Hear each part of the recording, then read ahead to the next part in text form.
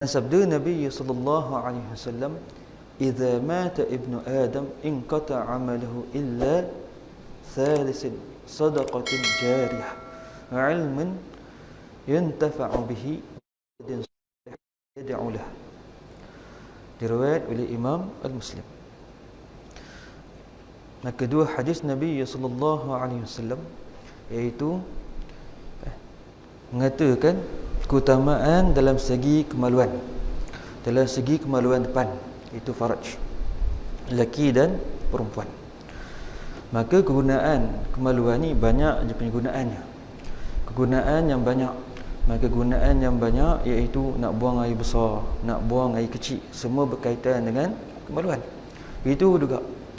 Dan Nabi SAW beritahu terutama kemaluan lelaki-lelaki dan kemaluan perempuan, iaitu kegunaan dalam perkahwinan yang halal. Maka perkahwinan yang halal, nikah yang halal, maka dalam keadaan benda itu akan membanggakan Nabi SAW sesiapa yang ramai anak. Yang ramai anak dibangga oleh Nabi SAW. Maka bila ramai anak dapat diatur dengan cara yang betul, dapat diatur dengan cara yang baik, maka membawa kebanggaan bagi Nabi Muhammad sallallahu alaihi wasallam. Dan kita hidup pada zaman sekarang ni, kita perlukan perjalanan penghidupan, iaitu perjalanan penghidupan yang perlukan melahirkan pahala-pahala selepas alam kematian. Pahala-pahala selepas alam kematian iaitu sedekah jariyah, iaitu sedekah yang memberi habuan di akhirat. Sedekah buka madrasah, sedekah buat masjid, sedekah dalam istilah membantu pendidikan pelajar. Maka selagi mana orang tu memanfaatkan barang yang disedekahkan ataupun duit dalam segi apa yang diuruskan, benda tu boleh membawa manfaat, pakai pahala tu asal. Kita sedekah sejadah. Bila kita sedekah sejadah, selagi mana orang semayang atas sejadah tu, selagi itulah pahalanya akan mengalir kepada orang yang tukar sedekah. Itu juga dengan masjid. 1000 tahun tempat tu ada, dan semua orang yang terlibat dalam sedekah, walau 10%, walaupun berjuta-juta, tetap akan dapat pahala mengalir pada orang yang sedekah kepada masjid dan surau, dan apa yang membawa manfaat kepada perbuatan orang yang melakukan. Boleh dimanfaatkan. Ada setengah tu wakaf kedai, ada wakaf tanah, ada yang wakaf bangunan, banyak jenis-jenis wakaf. Maka siapa yang menyumbangkan atas wakaf jalan-jalan, selagi mana benda tu ada, tempat tu ada, dimanfaatkan, digunakan atas jalan-jalan kebaikan, apa jenis kebaikan, akan mengalir pahalanya kepada si orang yang tukang sedekah, tukang wakaf. Yang nombor 2, wa ilmun yantafa'u bih, dan ilmu yang diberi manfaat. Maka ilmu dan memberi manfaat, ilmu yang paling besar sekali iaitu mengislamkan orang, menceritakan orang tentang keislaman dan sebagainya. Orang tu tertarik nak masuk Islam. Bila bagi tahu pada orang tu tentang Islam gini-gini, dan ada kesungguhan terhadap orang untuk masuk Islam. Bila orang tu masuk Islam, setiap perkataan, kelakuan, kebaikan je akan mengalir pada orang yang mengislamkan orang tu. Walaupun dia hidup satu hari, walaupun dia hidup 10 tahun, walaupun hidup 100 tahun sekalipun, tiap-tiap amalan tu akan mengalir. Dan dia pula ada adik-beradik, dia Islam pula orang lain, dia Islam pula adik-beradik je, dia Islamkan mak ayah je, dia Islamkan orang lain. Pahala Islam pada orang akan dapat pada dia, dan akan dapat pada orang yang asal Islamkan dia. Dan siapa yang mendidik orang yang pendai untuk dakwah kepada orang masuk Islam, ilmu yang didik, pengaruh didikan daripada mana-mana guru, semua yang akan dapat habuan masing-masing. Lebih dahsyat daripada marketing. Pahala ni lebih dahsyat daripada marketing. Dia akan kira siapa pada asal, siapa asalnya. Maka tiap-tiap yang asal akan dapat pahala, takkan kurang, takkan lebih. Dia akan dapat hak masing-masing. Itu yang nombor 2. Yang nombor 3 pula, wa waladin salihin yad'u lahu. Dan yang ketiga iaitu anak yang soleh yang berdoa untuk dia. Anak-anak ni, anak-anak satu harga yang nilainya penting bukan di dunia sahaja, pada alam akhirat juga. Anak-anak satu amanah ditanggungjawab oleh Allah Subhanahu Wa Taala kepada ibu dan ayah, dan siapa menjadi penjaga si anak tu. Kadang-kadang ibu dan ayah meninggal, maka diletak pada rumah pengasuh dan sebagainya, maka penjagalah kena jaga budak tu, diamanahkan untuk jaga. Maka siapa-siapa yang ada anak, mak dan ayah yang ada anak-anak, bila ada anak-anak, adanya anak-anak, maka anak-anak tu asuhlah dengan sebaik mungkin, balancekan dengan dunia dan akhirat. Jangan terlampau berat kat dunia, dengan terlampau berat kat akhirat. Balancekan dua-dua. Jangan terlampau berat. Istilah terlampau berat ni macam mana maksudnya? Maksudnya tawakal ni ada je punya syarat-syaratnya. Kalau tawakal tu lebih sangat, payah juga. Macam salah satu contoh, ada orang yang kerja dalam bank, dia masukkan anak dalam sekolah, lepas tu nak ambil SPM dan sebagainya. Bila dia cakap jadi anak tu belajar kat luar negara, apa dia punya pendidikannya, dia cakap boleh bayar pondok terus hantar ke tempat ni dan sekian. Dia cakap hantar Pakistan. Dia cakap bila dia balik nanti macam mana pengurusan? Dia cakap Ustaz, kan rezeki Allah Ta'ala yang menentukan. Dia cakap memang betul rezeki Allah Ta'ala yang sudah menentukan. Usaha dan ikhtiar wajib dalam umat Islam. Usaha dan ikhtiar kena ada. Maka bila balik, jangan lupa ambilkan SPM untuk dia, walaupun umurnya berapa. Dan kalau boleh masuk ke tingkatan 6, masuk dengan tingkatan 6, sebab utamakan kerja kerajaan dan kerja lain yang ada tingkatan 6. Dan kita lihat orang-orang yang duduk di Singapura datang Malaysia, dia dapat tempat yang tinggi, nilai tinggi. Sebab apa? Sebab mereka ada kelas macam tingkatan 6 yang ada result-result yang ada di Singapura. Maka benda ni kita panggil hukum adat kebiasaan jalan penghidupan. Maka tiap-tiap mak dan ayah pada zaman sekarang ni kena asuh anak sebaik mungkin. Jangan tipu, jangan guna ego mendidik anak. Mendidik anak dengan hikmah, mendidik anak dengan cara yang betul. Mengajak bukan memaksa. Agama mengajak bukan memaksa. Tetapi budak-budak yang bila diajak cara baik, mana ajaknya apa? Pujuk. Ajaknya maksudnya pujuk ataupun cari jalan. Macam mana? Bila semua jalan tak dapat nak diselaraskan, barulah datangnya kekasaran. Selepas umur 10 tahun, kalau dia tak semayang, kena rotan. Rotan tak mubarrih, tidak melukakan je. Tidak melukakan je. Maka barulah budak tu akan faham. Bila masuk dalam semayang, dia jelaskan ilmu tentang semayang dan sebagainya, barulah dia boleh semayang. Dan kebanyakan majoriti budak-budak dalam penjara,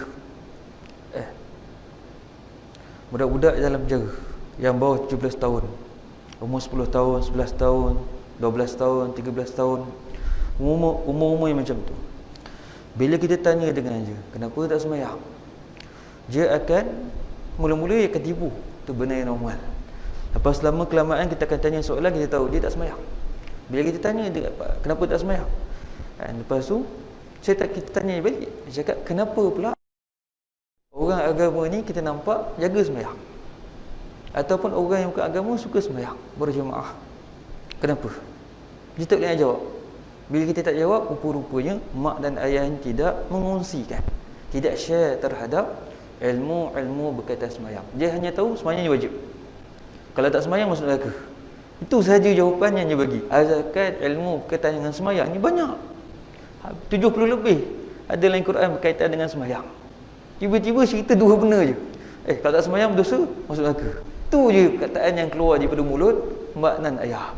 Maka skop tu kecil. Skop tu terlampau kecil, asalkan skop tu besar. Kita mengecilkan, bukan kita yang membesarkan. Maka dalam keadaan anak-anak kita kena jelaskan kenapa perlu sembahyang. Kenapa perlu sembahyang? Kenapa sebelum nak jelaskan sembahyang, kenapa perlu azan? Kenapa macam mana nak masuk dalam sembahyang? Kenapa perlu ada air sembahyang?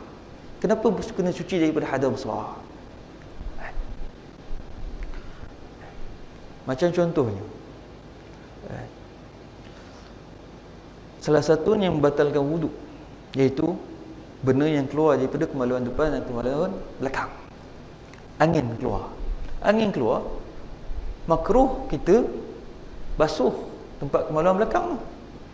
Tetapi kenapa batal sembahyang kena basuh muka, basuh tangan, basuh sapu kepala, basuh dua kaki? Kenapa jadi macam tu? Maka perlulah ada ilmu berkaitan benda tu yang kita share. Kena share. Adakah sembahyang pada umat Nabi Muhammad sahaja? Ada tak umat itu dahulu menyuruhkan sembahyang? Ada. Nabi Ibrahim AS dia berdoa kepada Allah, ya Allah jadikanlah keturunan aku yang jaga sembahyang. Itu doa Nabi Allah Ibrahim, menunjukkan zaman dulu lagi dah ada sembahyang. Maka dalam keadaan-keadaan dalam kehidupan, bila anak tu dijaga dengan betul, dididik dengan betul, dibagi tahu, share dengan betul, kita tanya orang yang mahir dalam ilmu tu, lepas tu kita kongsikan dengan orang yang kita dekat, terutama pasangan kita, suami kita, isteri kita, anak-anak kita, mak ayah kita kongsi dengan cara baik. Adik-beradik kita kongsi dengan cara hikmah. Bila kita kongsi dengan cara hikmah, maka diorang ni akan nampak, oh patut sembahyang ni macam ni, oh patutlah kena ambil sembahyang. Dia akan nampak. Bila dia nampak, maka dia buat benda tu dengan suka rela, sebab dia tahu sembahyang ni akan membawa manfaat di dunia dan alam akhirat. Bila kita jelaskan pada jenayah-jenayah biasanya yang umur bawah 17 tahun, bila kita bagi tahu kat dia, sebenarnya sembahyang ni ada cerita je. Bila kita cerita dan sebagainya, dia terkejut. Dia cakap, kenapa saya tak tahu cerita ni? Dia pun cakap, kenapa saya tak cerita? Kenapa mak ayah tak cerita? Dia cakap, jangan salahkan mak ayah. Itu sudah salah. Nak menyalahkan, benda dah salah. Benda tu dah salah. Kalau menyalahkan, tak ada manfaat. Bila mak ayah tak ajar kita, maka kita kena cari ilmu tu. Kena cari ilmu. Tapi umur kamu dah 10 tahun dah terlibat dengan dadah. Macam mana nak cari? Dadah jumpa kamu dulu. Dadah jumpa kamu dulu, tapi ilmu tu yang datang kepada kamu. Nak cakap macam mana? Lepas tu, dalam menyalahkan orang, jangan risau. Sebab ke akhirat akan diadilkan oleh Allah Subhanahu Wa Taala. Tiap satu langkah tak boleh langkah satu lagi. Langkah yang pertama dah kena dakwa dah. Habis dakwah yang kedua pula, langkah yang kedua pula dia kena dakwah yang lain pula. Tiap langkah pada alam akhirat akan didakwa. Maka bila kita tumbuhkan anak kita membesarkan anak kita dengan ilmu yang betul, ilmu dunia dan akhirat yang seimbang, seperti mana yang kita doa diajar oleh surah Al-Baqarah, iaitu Rabbana atina fid dunya hasanah wa fil akhirati, ya Allah bagikanlah kami nikmat di dunia, begitu juga nikmat pada alam akhirat, dan peliharalah kami daripada api neraka. Maka bila kita tumbuh dengan cara yang betul, maka anak tu akan sentiasa memikirkan ayah je dengan ibunya sebaik mungkin. Ada yang hanya fikir pada ibu, hanya ada fikir pada ayah, ada berbagai. Tetapi seelok-eloknya mak dan ayah dalam tanggungjawab seperti ibu dan seperti ayah, supaya anak ni memikirkan pada yang dua-dua, ibu dan ayah. Bila ibu dan ayah anak yang memikir, maka dia akan ada tertanam dalam jiwa. Oh, bila nampak ayah meninggal dan sebagainya, dia akan usahakan baca Yasin dan sebagainya, baca bagi amalan dan sebagainya. Apa perbuatan-perbuatan kebaikan dia membawa manfaat kepada ayah dia dan ibu dia. Bila dia baca Quran dan sebagainya, dia nak bagi pahala, dia nak sedekah untuk ayah dan sebagainya, untuk ibu dan sebagainya, semua akan boleh. Dan bila dilihat oleh cucunya pula, bagi orang yang meninggal, dilihat pula dia buat, cucunya buat kerana didikan daripada atuk terhadap ayah dia. Bila dibuat pula, generasi yang kedua tu pun akan dapat habuan yang sama. Kalau cucu generasi yang kedua, iaitu mengamal kebaikan, jaga sembahyang dan sebagainya, akan dapat manfaat pada atuk. Tetapi kalau cucu atas jalan yang salah, anak atas jalan yang salah, orang yang dalam kubur tu pun akan bertanggungjawab terhadap kesilapan. Akan bertanggungjawab. Maka selagi mana kita hidup, selagi itulah kita cari jalan pembaikan. Waslihu dzata bainakum. Waslihu baina akhwaikum. Dalam Quran kata, kenalah memperbaiki antara satu sama lain. Itu dalam surah Anfal. Pada surah lain pula ada kata, kenalah memperbaiki di kalangan saudara mara kamu. Jangan cari jalan pergaduhan. Perbaiki, cari jalan perbaikan. Bukan ambil jalan pergaduhan. Tapi kalau ambil jalan pergaduhan, tidak sukai oleh Allah Subhanahu Wa Taala. Innasyaitan ya'idukum baghdha wal bughdh. Syaitan kerja je untuk mengajak manusia bergaduh antara satu sama lain. Maka itu bukan kerja-kerja yang orang beriman, orang yang muttaqin. Di akhirat dia ada fasa-fasa. Di akhirat ada jalan-jalan perjalanan. Jalan sebelum kematian. Kita sebenarnya hidup di atas bumi. Mati itu bukan kesudahan. Kesudahan dalam segi amal. Ya betul, bagi diri kamu. Tetapi amal tu akan berterusan selagi mana orang yang hidup beramal dengan amalan-amalan tu. Dan selagi mana orang yang hidup beramal dengan amalan itu, dia akan menyebabkan amalan akan sentiasa mengalir. Tetapi dia orang yang sudah meninggal, kalau beramal tak akan bagi manfaat. Tetapi orang yang hidup, selagi mana orang yang hidup beramal, maka itulah orang yang dalam kubur akan dapat manfaat. Tetapi bagi orang yang dalam kubur, dia tak boleh beramal dah. Dah tutup pintu buku catatan, semua dah tertutup. Maka orang yang dalam kubur sentiasa mengharap pahala-pahala yang ada dalam, pahala-pahala yang dibuat oleh orang yang hidup di atas muka bumi. Maka amalan-amalan dalam segi perbuatan-perbuatan yang soleh, dia berkaitan dengan orang yang beriman. Maka orang beriman barulah amal soleh diterima. Bila orang beriman beramal yang soleh sempurna, jaga diri daripada letakkan jiwa je, pemikiran dalam alam kebaikan, menjauhkan pemikiran, jauhkan kelakuan daripada segala perbuatan-perbuatan yang dilarang oleh agama, sentiasa meletakkan dalam kebaikan, maka dikatakan orang yang takwa. Itu sekurang-kurang maksud takwa. Maka pada alam selepas kematian ni, orang yang takwa ni, dia akan rasa pada alam kubur seperti dua rakaat. Ibarat macam berapa minit. Dia bangkit pada alam akhirat, ibarat rasa yaumul hasyar. Yaumul hasyar iaitu hari semua orang dibangkitkan. Tanah tu putih semua. Tanah tu putih. Bila tanah tu putih macam tepung. Macam ni tepung. Macam orang beli tepung yang warna putih tu, buat macam kodok. Itulah ke alam akhirat akan jadi putih. Orang yang muttaqin, dia akan rasa 2 rakaat sembahyang. Lepas tu masuk tunggu syafaat pula. Dah dapat syafaat seperti 2 rakaat. Masuk pada alam hisab 2 rakaat. Itu orang yang muttaqin. Tetapi darjat yang lain pada muttaqin, iaitu orang yang beriman, orang yang munafik dan orang yang kafir. 3 kumpulan ni dia akan campakkan dalam api neraka. Orang beriman dicampakkan juga dalam api neraka, tetapi dia akan dikeluarkan kerana beriman. Dia akan keluarkan dari neraka, dia akan masukkan dalam syurga. Tetapi yang 2 kumpulan ni, munafik dan kafir, tak boleh masuk syurga sampai bila-bila.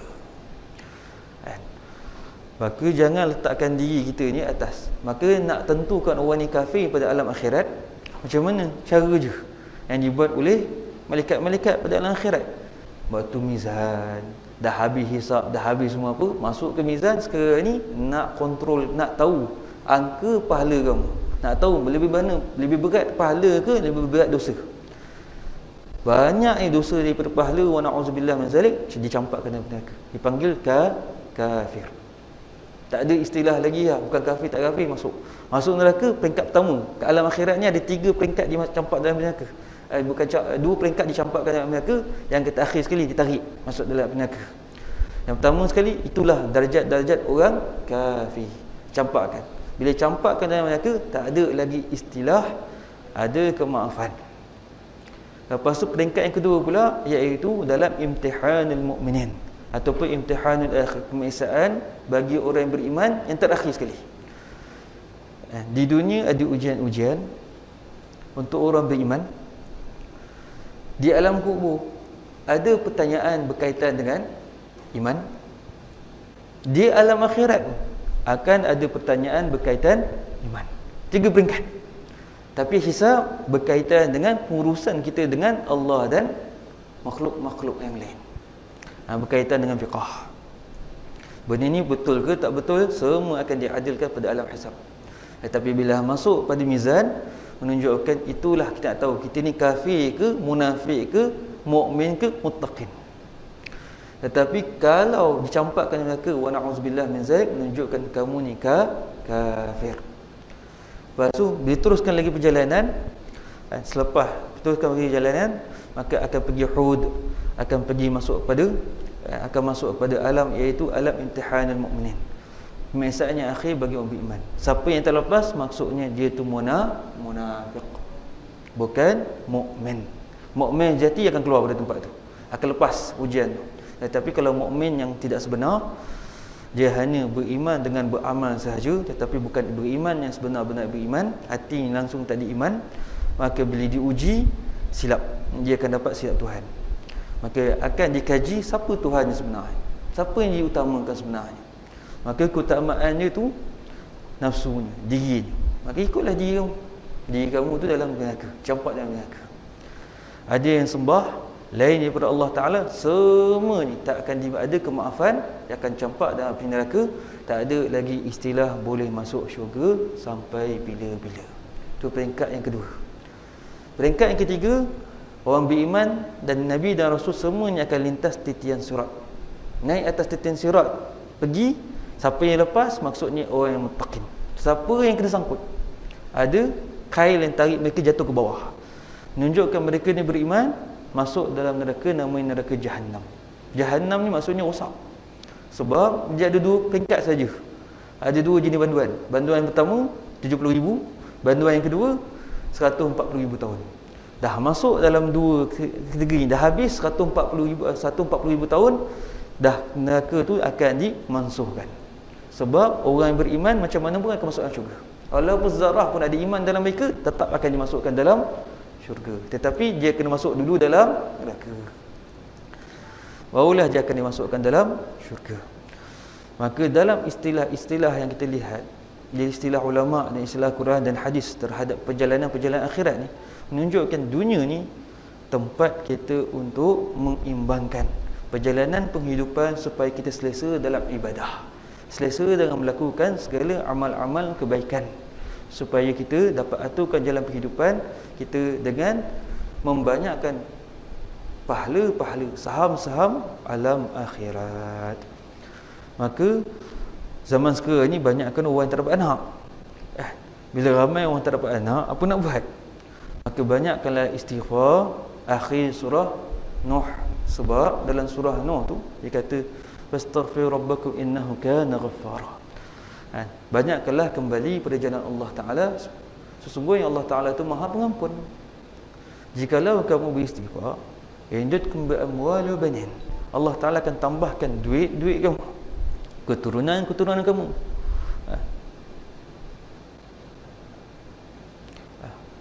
Lepas tu bagi jannat, dia akan bagi tanah maintenance rumah yang sesuai bagi diri kamu. Lepas tu yang keempat, dia akan bagi menjaga maintenance yang barang yang sudah dia beri pada kamu.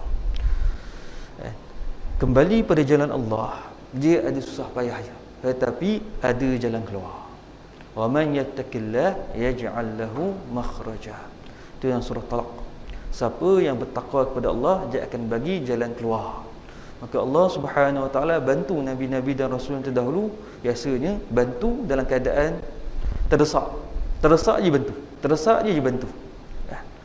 Maka orang beriman pun sama juga, orang yang nak menghampir pada muttaqin pun sama juga. Dia akan berlaku masalah, tetapi masalah tu akan ada jalan keluar. Sebab itulah jalan-jalan keluar ni kadang-kadang kita tak nampak. Tiba-tiba satu masa nampak. Kadang-kadang kita tak nampak langsung jalan keluar. Dah bertahun-tahun tak nampak jalan keluar. Sebab apa? Mesti ada sebab, mesti ada hikmahnya Allah Ta'ala, mesti ada adilnya Allah Subhanahu Wa Ta'ala. Perjalanan-perjalanan kehidupan, perjalanan-perjalanan kehidupan ni mesti dia ada ujian. Kalau tak ada ujian, macam mana nak tahu kamu ni beriman ataupun tidak? Macam mana nak tahu kamu ni bertakwa ataupun tidak? Sebab itulah minta pertolongan. Wasta'inu bis-sabr was-salah. Minta pertolongan dengan Allah Subhanahu Wa Taala dengan sabar. Tenangkan jiwa, tenangkan pemikiran. Jangan ambil emosi yang negatif. ambil emosi yang baik. Lepas tu digalakkan banyak bersenyum walaupun dalam keadaan masalah. Digalakkan kena kata alhamdulillah walaupun dalam keadaan masalah.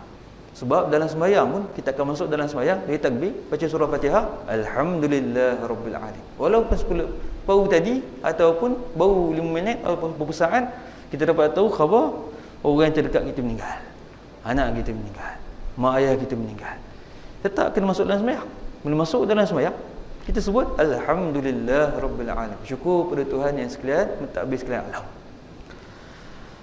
Kita untuk fikir kan. Kita sedih, dalam sembahyang kita sedih, tetapi kita lupa apa yang kita sebut. Maka dalam sebutan-sebutan kita, kan, sebutan-sebutan dalam kehidupan kita ni, kan, kita dalam sembahyang, kita banyak menyebutkan satu benda yang luar daripada jangkaan pemikiran kita. Kita berhadapan dengan ujian, tapi kenapa kita kena bersyukur? Sebab bila ujian tu sampai pada kamu, tingkatan ujian tu makin meningkat, tingkatlah kamu di sisi Allah Subhanahu Wa Taala. Seperti mana di dunia. Kita ambil SPM, itu ujian pemeriksaan kita tu. Lepas kita masuk tingkatan 6, kita tahu pula ujian tingkatan 6. Kita ambil pula degree, dengan degree ada ujian dan degree, lulus. Naik pula naik master. Maka tiap-tiap pangkat tu dia ada je punya harganya, kan? Dia ada je punya nilainya. Begitu juga ujian di sisi Allah Subhanahu Wa Taala. Lagi naik daripada PhD, lepas naik pula ada pengalaman jadi dekan dan sebagainya, jadi profesor madya dan sebagainya, makin lagi besar nilainya. Itu dalam dunia. Ke akhirat, amalan-amalan berkaitan dengan akhirat ada nilai-nilai yang kita tak tahu, yang Allah Ta'ala dan malaikat sahaja yang tahu. Dan ada malaikat tak tahu, hanya Allah Subhanahu Wa Ta'ala sahaja yang mengetahui. Maka perjalanan alam akhirat ni, kita kena diserapkan pada anak-anak. Cerita-cerita alam akhirat kena serapkan, terutama bahagian iman. Cerita tentang Allah Ta'ala kena diceritakan. Siapa tu Tuhan kamu? Supaya dengan sesat. Kena ceritakan berkaitan dengan ayat-ayat Quran sedikit. Lepas tu kena cerita tentang malaikat, terutama 10 malaikat. Siapa 10 orang malaikat ni? 10 orang malaikat ni siapa? Yang tak habis rezeki kita ni siapa? Malaikat siapa yang bertanggungjawab? Yang ambil nyawa orang, siapa yang bertanggungjawab? Benda tu tafsil. Beriman dengan cara yang terperinci. 10 orang malaikat. Lepas tu kena beriman dengan 20 orang Nabi. Kita kena tahu kisah-kisah, terutama kisah Nabi Muhammad sallallahu alaihi wasallam dan sahabat-sahabatnya. Macam mana ni Islam boleh sampai kita. Maka kisah tu kena diceritakan, terutama pada orang yang terdekat dengan kita, supaya iman mereka itu meningkat sampailah kepada Nabi Adam alaihissalam. Lepas tu kena cerita tentang akhirat. Lepas tu qada dan qadar Allah Subhanahu Wa Taala, macam mana kita berurusan dengan qada dan qadar Allah Subhanahu Wa Taala. 6 tu semua tak iman. Ramai orang bergaduh tentang iman tapi tak faham iman tu apa, kan? Itu yang berlaku pada zaman sekarang ni. Itu kita panggil zaman fitnah. Zaman yang tak tahu hala, kamu gaduh benda yang tak memberi manfaat. Apa salahnya jelaskan pada orang dengan cara yang betul, terima hakikat yang benda tu jadi macam ni sebab macam tu, bukan menggunakan ego menghukum. Berkata Ibn Hajar rahmatullah alaih, ditulis baginya seumpama segala amalan yang baik yang mengerjakan dia oleh anaknya, tidak segala amalan yang jahat. Demikian lagi menjadikan Allah Subhanahu Wa Taala bagi engkau akan faraj kerana kegunaan dunia, iaitu bersedap-sedap dengan jima', dan dengan jima' itu yang bermula mereka itu sebesar-besar segala perhiasan dunia, kerana firman Allah Subhanahu Wa Taala, al-mal wal banun zinatul hayatid dunya, bermula harta benda dan sekalian anak-anak itu perhiasan kehidupan dunia. Surah Al-Kahfi ayat 46. Bahasa Surah Al-Imran ayat 14, a'udzubillahi minasyaitonirrajim. Zuyyina lin-nas hubbus syahawat minan nisa wal banin. Dihiasi bagi manusia akan kisah akan segala keinginan daripada perempuan dan anak-anak. Maka zuyyina lin-nas hubbus syahwat, dihiaskan manusia-manusia ni suka pada syahwat. Suka pada syahwat ni apa? Maknanya iaitu bersama dengan lain pasangan, maknanya lelaki dengan perempuan, perempuan suka lelaki, lelaki pun suka perempuan.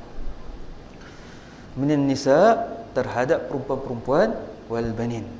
Sebab itulah agama menitik beratkan tentang aurat. Sebab apa menitikkan tentang aurat? Sebab memang perempuan ni hiasan keseronokan bagi sesama perempuan dan sesama lelaki. Lelaki kalau tengok perempuan cantik, kacau. Tak kira lah dia ustaz ke, tok guru ke, ulama ke, wali ke, semua kacau. Semua pusing. Jadi masalah dengan perempuan. Begitu juga wa banin. Banin apa? Itu harta, benda dan anak yang dibanggakan.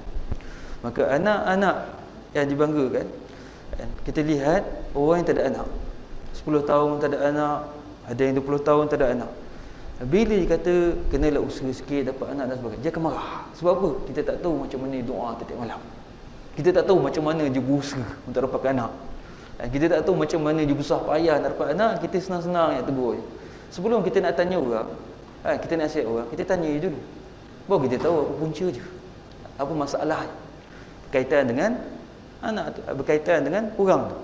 Kalau kita nak tanya, kita nak menghukum dan sebagainya, kita kena tanya, apa punca kamu jadi macam ni?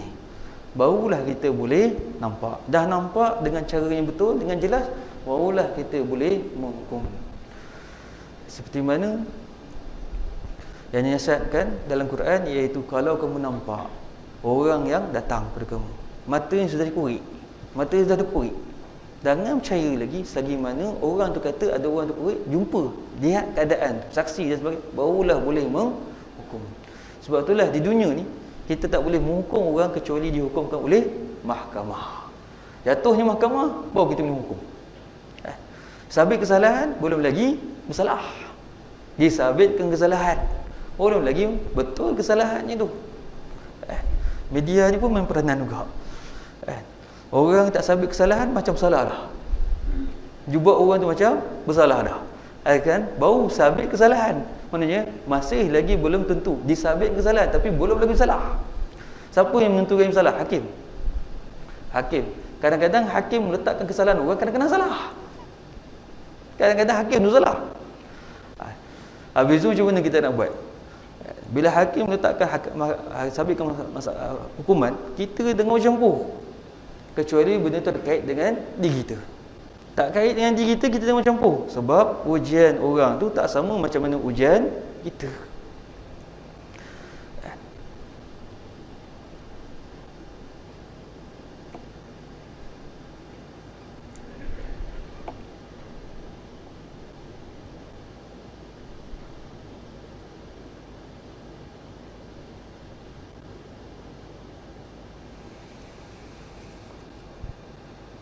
InsyaAllah sambung pada bulan yang akan datang berkaitan dengan faraj, itu kemaluan, dalam kitab Nawar Bagi Hati.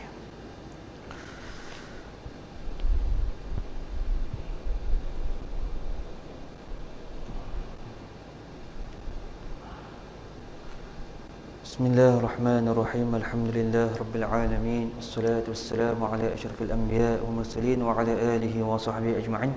Ya awwalul awwalin, ya akhiril akhirin, ya alimah fis sudur. Ya Allah, mengetahui segala rasul-rasul kami, ya Allah. Apabila sekalian dosa besar, dosa kecil telah kami lakukan, ya arhamar rahimin. Apabila sekalian dosa besar, dosa kecil bagi ibu bapa kami, ya rahmatkanlah mereka sentiasa.